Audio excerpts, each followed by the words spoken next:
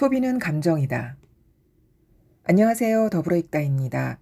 오늘도 좋아요, 구독, 알람 설정까지 해주신 것 감사드립니다. 소비는 자본주의가 굴러가는 핵심 중 하나입니다. 소비 없는 자본주의는 상상할 수 없는 거죠.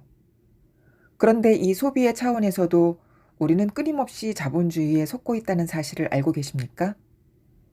소비 마케팅은 최첨단 기술과 과학을 동원해 우리를 착각과 불안 속에 빠뜨리고 끊임없이 과소비를 유도하고 있습니다. 자신의 수입에 맞지 않는 과소비를 했다면 우리는 어떻게 될까요? 그렇습니다. 빚을 지게 되는 겁니다. 여러분은 지금 자신의 수입에 맞는 소비를 하고 계신가요?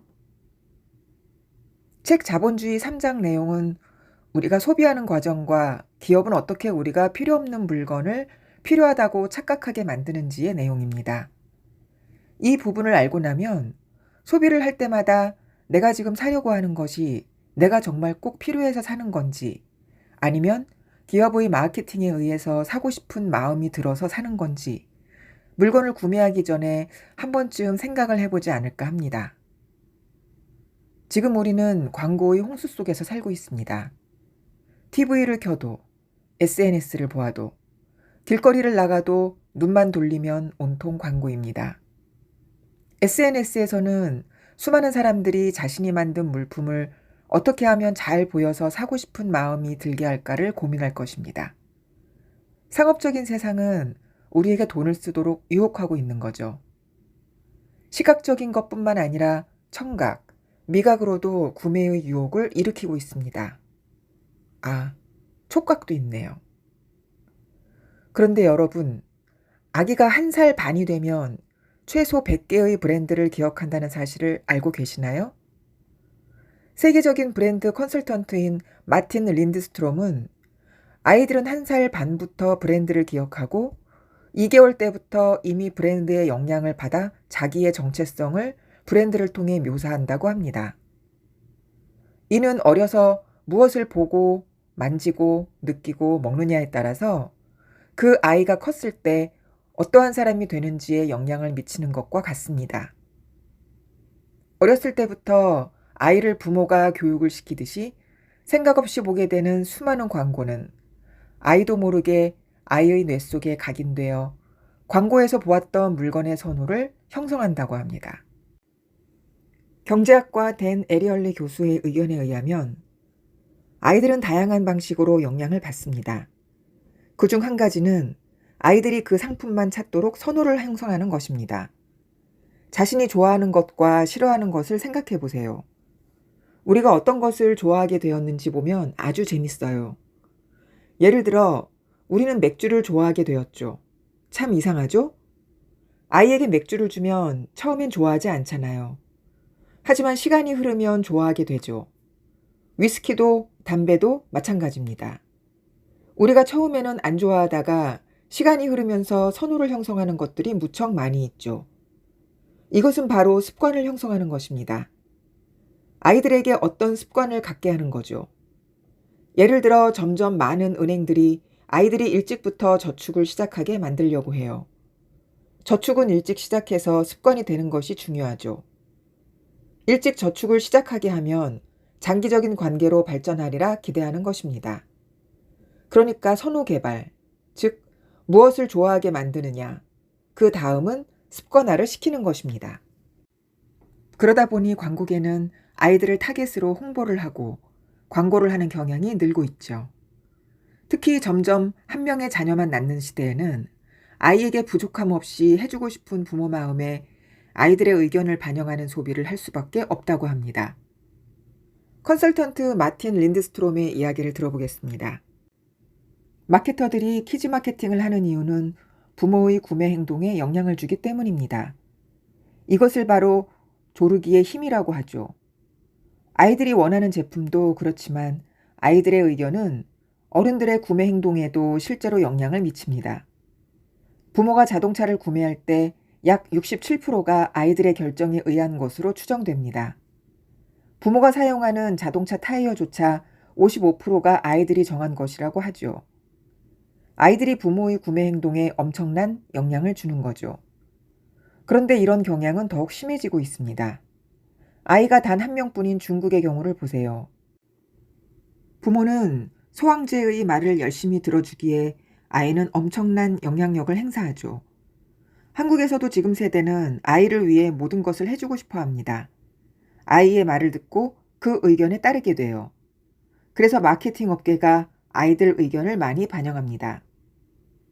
듀크대 경제학과 된 에리얼리 교수도 이렇게 이야기합니다. 어린이들은 당연히 부모에게 큰 영향을 미칩니다.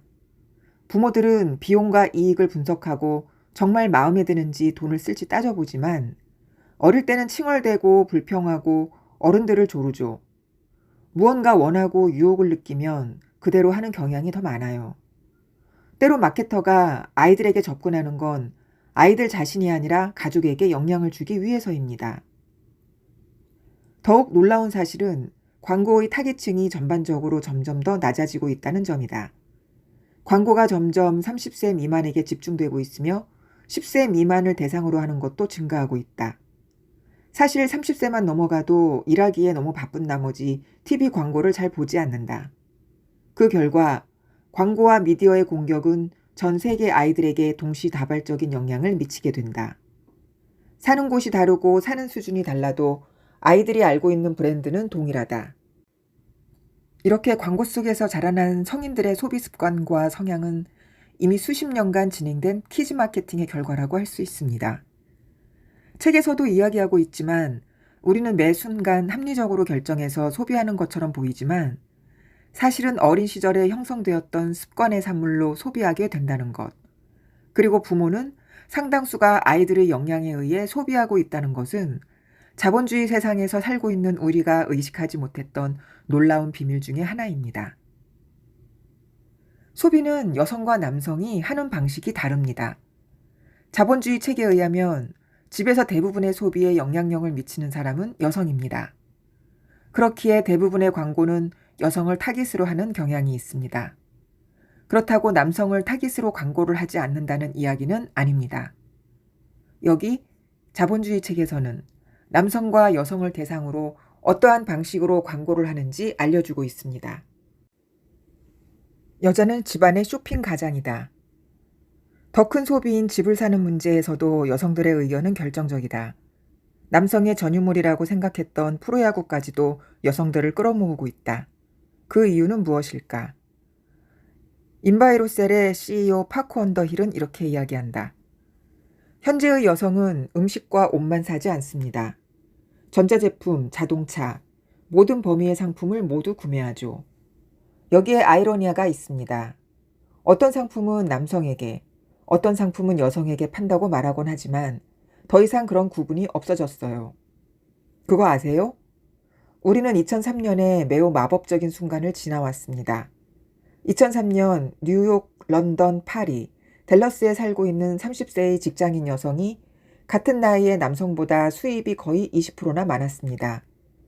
여성이 교육도 더 잘 받고 일에 더 집중하며 합숙장애나 읽기 능력에 문제가 있을 확률도 적고 약물이나 알코올 중독도 훨씬 적습니다.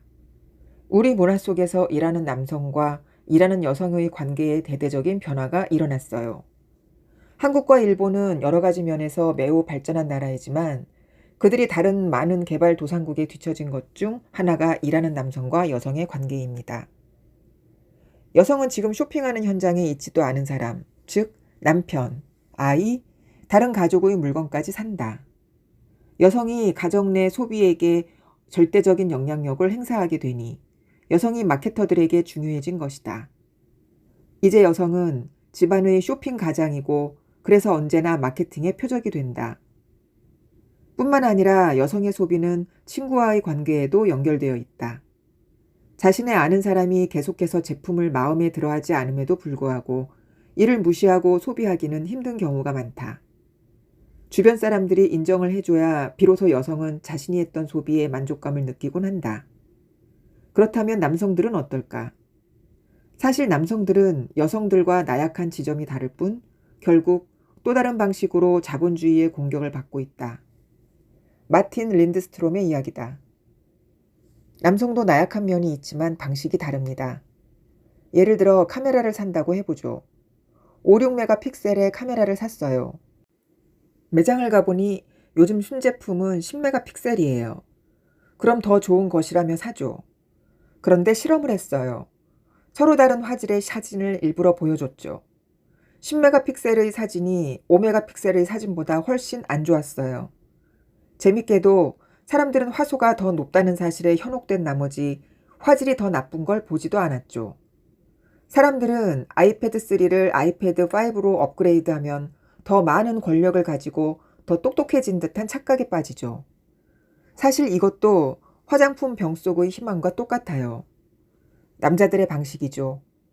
반대로 여성들은 버전 4, 버전 5라는 크림을 사지 않겠죠. 남성들은 성분이 추가됐고 더 어려 보인다는 화장품을 안 사고요.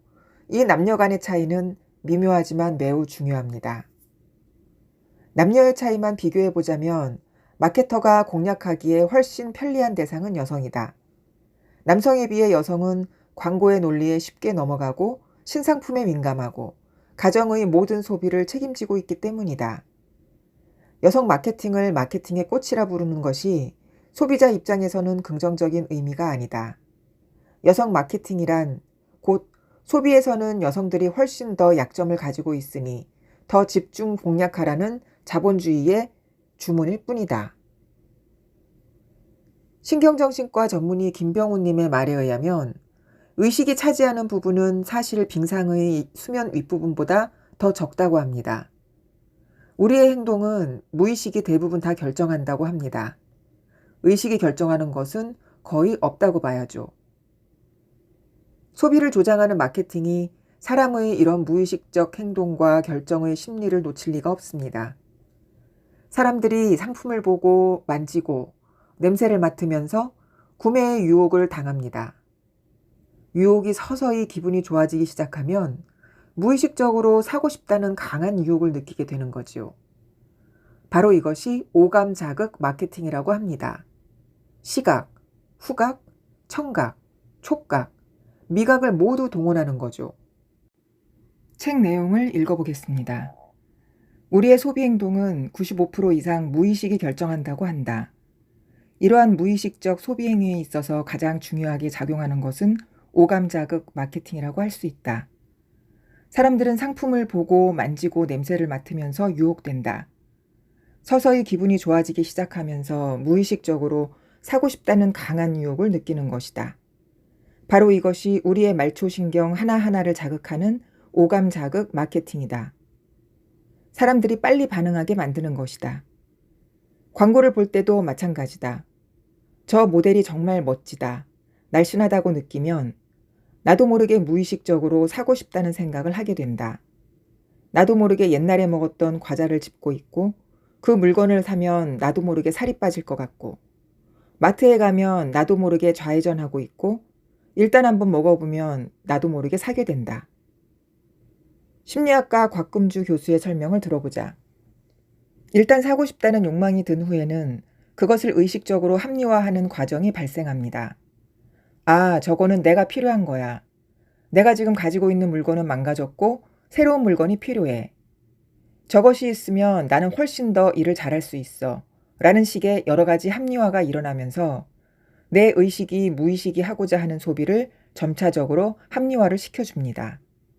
많은 부분들이 무의식적인 작동을 겨냥해서 우리가 소비하게 하는 마케팅입니다. 무의식 소비의 대표적인 구매가 충동구매가 아닐까 합니다. 아마 대부분 충동구매를 해보셨을 거라고 생각하는데요. 무의식을 이용해서 소비를 하게끔 하는 마케팅에서 우리는 이렇게 벗어나기가 쉽지가 않습니다. 과소비를 하지 않고 나의 수입에 맞게 나는 소비를 하고 있는지 알아볼 수 있는 지수가 있습니다. 바로 과소비 지수인데요. 수입을 100으로 보았을 때 100을 다 소비하고 저축을 전혀 하지 않으면 과소비 지수는 1입니다. 바로 재정적인 파탄을 의미하죠. 만일 30을 저축한다면 과소비 지수는 0.7, 과소비 상태입니다. 40을 저축하면 과소비 지수는 0.6, 적정 소비 상태입니다. 50 이상을 저축하면 과소비 지수 0.5로 조금 지나친 금검 절약형이라고 합니다. 여러분도 나의 과소비 지수는 어디인지 한번 해보시는 건 어떠세요? 이 과소비 지수를 줄인다는 것이 쉽지는 않습니다. 꼭 필요한 것만 사야겠다고 마음을 먹고 다짐을 해도 막상 물건을 사러 가면 필요하지 않았거나 사려고 생각조차 하지 않았던 물건을 사오게 되는 경우가 허다합니다. 책 내용을 잠깐 읽어보면 이렇게 내가 소비를 하고 있다, 과소비다, 쇼핑 중독이다 라는 것을 알고 있는 사람들의 경우에는 그나마 다행입니다. 하지만 나를 합리화시키고 내가 이렇게 많은 소비를 하고 있다는 걸 의식도 하지 못한 채 그저 마케터들이 던져주는 유혹에 끌려가는 그러한 노예와 같은 상태인 사람들이 훨씬 더 많다고 할 수 있습니다. 이렇듯 불안한 마음에서 시작되는 소비는 우리를 과소비라는 세상으로 이끌고 간다. 처음에는 계획하지 않았던 소비를 하게 될 때 한 번쯤 자신의 마음을 되돌아보는 노력을 해야 하지 않을까? 혹시 내가 불안한가? 누군가 나를 불안하게 만들고 있는 것은 아닐까 하고 말이다.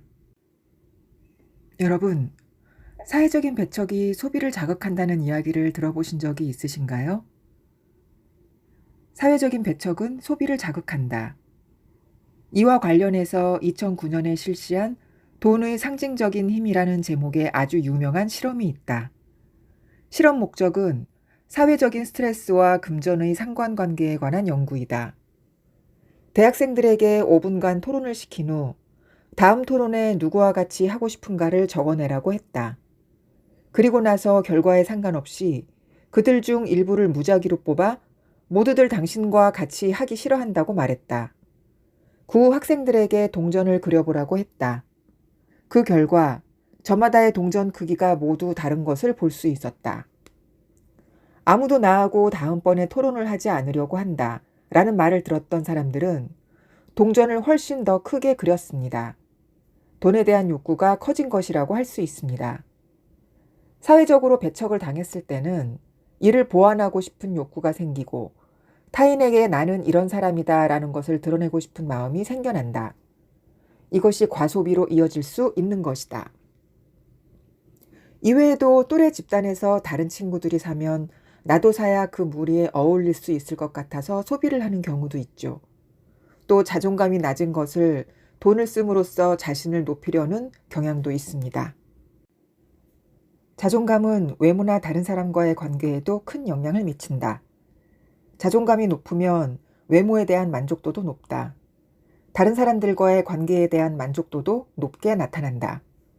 반대로 자존감이 낮으면 나는 별 볼 일 없는 사람이다는 생각이 들고 그러면 나를 멋지게 치장해주고 나의 가치를 높여줄 물건을 구하게 되는 것이다. 임상심리학자이자 머니코치인 올리비아 멜라는 저의 경우 과소비였던 이유는 어머니가 옷을 사주면서 사랑을 표현했기 때문이에요. 어떤 사람들은 자존감이 낮아지면 그것을 소비로 채우려고 합니다. 기분이 안 좋기 때문에 스스로를 부풀리게 되는 거죠. 내적인 감정이 좋지 않으니 반대급부로 겉보기를 좋게 만들려고 하는 것입니다. 부모들은 사랑을 표현하는 것을 물건을 사주는 것으로 표현하는 경우도 많습니다. 생각해보면 저희 어머니도 그러셨던 기억이 나는데요. 꾸중을 하고 미안한 마음에 옷을 사주신 적이 몇 번 있으셨어요. 또한 우울한 기분도 쇼핑으로 기분을 좋게 만들기도 하죠. 하지만 이런 방법으로 기분을 바꾸거나 행복감을 느끼거나 만족감을 느끼는 것은 잠깐이라는 생각입니다. 그리고 이런 방법은 쇼핑 중독으로 이어질 가능성이 많다고 합니다. 낮아진 자존감을 회복하기 위해서 소비를 한다. 이 소비로 인해 잠시 자존감은 회복이 되지만 결국은 다시 낮아진 자존감 때문에 더 많은 소비를 하게 된다. 결국은 낮은 자존감이 과소비를 불러온다. 쇼핑을 하면 뇌에서 도파민이 나옵니다. 도파민은 신경전달 물질로서 게임을 하거나 술을 마시거나 쇼핑을 할 때 많이 분비됩니다. 우리는 쇼핑을 하면서 지속적으로 그 도파민을 분비시키려고 하는 것입니다. 부정적인 정서가 있으면 쇼핑 중독으로 발전할 가능성이 높습니다. 어렸을 때 부모님하고의 관계에서 사랑을 받지 못한 경우도 있고 현재 본인이 사랑받지 못하고 있다고 생각하는 경우도 있습니다. 또 본인의 어떤 성격적인 부분 때문에 타인과의 관계에서 적절한 대접을 받지 못하는 사람들도 쇼핑 중독이 될 수 있습니다. 애정적인 부분에서 불균형을 이루는 경우가 쇼핑 중독의 원인 중 가장 많은 부분을 차지합니다. 그럼 진정한 만족감과 행복과 위안은 어디서 찾을 수 있을까요? 자본주의 책에서는 바로 체험 소비라고 이야기하고 있습니다. 소비와 행복은 결코 정비례하지 않는다. 그렇다면 어떤 소비가 행복한 소비일까? 그 답을 얻기 위해 우리는 직접 실험을 해보기로 했다.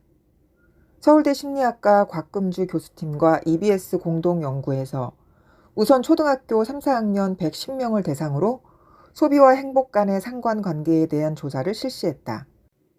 그중 평균 점수를 받은 아이들 12명을 뽑아 다시 6명씩 두 팀으로 나누었다. 이들에게 주어진 돈은 똑같이 한 명당 5만 원. 아이들에게 똑같은 돈으로 서로 다른 소비를 하게 했다. A팀의 경우 자신이 사고 싶은 물건을 마음껏 사도록 했다. 아이들은 곰인형, 스케치북, 축구공, 책, 장난감 등 원하는 물건을 아무런 제약 없이 5만 원 한도 내에서 구매했다. 한편 B팀은 광화도로 여행을 갔다. 같은 돈 5만 원으로 아주 다양한 체험을 했다. 갯벌에서 낙지를 잡기도 하고 도시에서는 쉽게 맛보지 못하는 싱싱한 조개구이를 먹기도 했고 유적지를 찾아 역사를 공부하기도 했다. 그리고 두 팀을 불러 이 기분이 언제까지 갈 것 같냐고 물었다. 먼저 갖고 싶은 물건을 구매한 A팀 아이들의 대답을 들어보자. 일주일, 한 달, 많이. 평생 기억에 남을 것 같아요. 이거 다 잃어버릴 때까지 기분이 좋을 것 같은데요. 다음은 강화도에서 다양한 체험을 한 B팀 아이들의 대답이다. 오래 갈 것 같은데요. 2달쯤 갈 것 같아요. 석 달 정도? 죽을 때까지? 두 팀의 반응은 비슷했다. 3주 후에 다시 아이들을 불러 행복도와 만족도를 측정했다. 먼저 행복도에서는 실험 전 A팀이 31.5, B팀이 32.33이었다. 3주 후에 다시 측정했을 때는 A팀이 32, B팀이 34.83이었다. 강화도로 여행을 갔던 B팀이 더 높게 나와 심리학적으로 유의미한 결론에 이를 수 있었다. 만족도 역시 B팀이 더 높게 나왔다. A팀의 경우 27점, B팀의 경우 29.8점이었다. 우리는 계속해서 욕망 소비를 할 수는 없어요. 욕망 소비가 좋지 않다는 것은 우리 모두 스스로 잘 알고 있습니다. 그렇다면 우리는 행복해지기 위해서 어떻게 해야 할까요? 자본주의 책에서는 욕망 소비를 줄이라고 합니다. 오늘 이 부분을 함께 하면서 마치겠습니다. 물질에 대해서 돈을 쓰는 소비보다는 내 삶을 풍요롭게 하는 어떤 삶의 경험에 투자하는 쪽이 훨씬 더 오래 기억되고 또 그 만족감과 행복감도 오래 지속됩니다. 소비가 늘어나면 늘어날수록 행복지수는 점점 올라갈 것처럼 보인다. 그러나 사실은 소비는 유한한 것이다. 한 사람이 소비할 수 있는 능력은 한정되어 있다는 사실을 상기해보자. 욕망이 가득 차면 행복은 자리할 수 없다. 그렇다면 소비를 그대로 놔둔 채 욕망을 줄여보면 어떨까? 욕망을 줄여도 행복지수는 늘어난다. 유한한 소비를 늘릴 수 없다면 우리는 욕망을 줄여야 한다. 욕망을 줄이면 편안한 행복이 온다. 폴 세뮤얼슨의 행복지수는 이제껏 우리가 소비를 했어도 행복하지 않았던 이유에 대한 놀라운 통찰을 보여준다. 우리는 자본주의 시대를 살아가면서 소비는 미덕이라는 이야기를 많이 들어왔다. 하루가 멀다고 쏟아져 나오는 상품에 24시간 시도 때도 없이 우리를 유혹하는 마케팅의 공격에 우리는 너무 쉽게 무너져 왔다. 그저 돈 잘 쓰는 것이 자랑이라 생각해왔다. 그러나 내 안에 감춰진 소비를 부추기는 많은 감정을 돌아봐야 한다. 드러내고 싶지 않아 화려한 물건으로 치장했던 아픈 감정들 말이다. 이제는 그대로 내버려 둘 수 없다. 소비가 아닌 진정한 나를 찾기 위한 새로운 노력이 필요하다. 전문가들은 소비와 행복의 관계에 대해 그리고 우리가 되찾아야 할 행복에 대해 어떻게 이야기할까? 자본주의란 소비의 과학과 인간의 나약함이 만나는 것입니다. 소비자로서 가장 먼저 필요한 것은 매일 조종당한다는 사실을 인지하는 것입니다. 그걸 모른다면 매우 약하다는 뜻입니다. 결국 과소비라는 것은 자기 자신에게 달린 문제이기 때문에 스스로 이것을 극복하는 수밖에 없습니다. 또 중요한 것은 어릴 때부터 그렇게 키워지는 것이 중요합니다. 자존감 문제를 해결하는 것은 자신을 보다 깊이 사랑하게 만들고 돈을 덜 쓰게 해줄 수 있습니다. 행복은 멀리 있는 것이 아니라 나와 똑같은 다른 존재하고의 관계이고, 즉, 그 관계를 맺었으면 나 자신이 다른 사람들에게 필요한 존재라는 것, 그것만 알면 인간은 행복해질 수 있습니다. 자본주의 사회에서는 쇼핑은 패배가 예정된 게임이다. 우리가 자본주의 사회를 살면서 정말로 행복하고 싶다면 소비에서 행복을 찾기보다는 내 주변 사람들과의 관계 맺음에서 답을 찾아야 할지도 모른다. 내 안의 감정을 관찰하고 주변 사람들과의 관계 개선에서 스스로의 자존감을 회복하는 과정. 그 속에서 우리는 진정한 행복을 찾을 수 있을 것이다. 오늘도 함께 해주셔서 감사합니다. 좋은 시간 보내세요.